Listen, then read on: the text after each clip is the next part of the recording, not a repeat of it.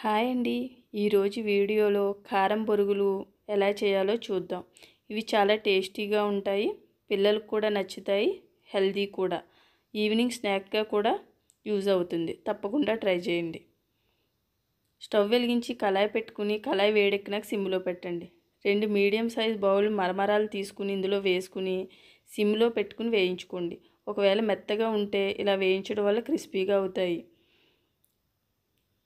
ఇవి ఇలా వేగినాక పక్కకు తీసుకోండి. అదే కళాయిలో 2 స్పూన్లు ఆయిల్ వేసుకుని కొన్ని పల్లీలు వేసుకుని ఒకసారి కలపండి.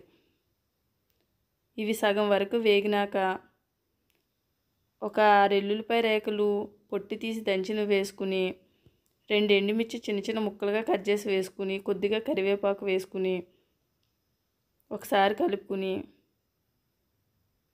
ఇవి వేయించుకోండి. ఇవి సగం వేగినాక పుట్నాలు కూడా వేసుకుని ఇవన్నీ వేగినాక 1/2 స్పూన్ పసుపు వేసుకుని ఒకసారి కలుపుకోండి.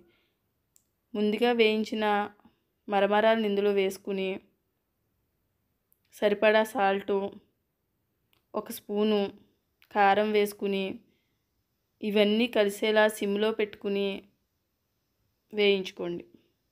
ఇలా ఒక 5 నిమిషాలు కలుపుకుంటే సరిపోతుంది.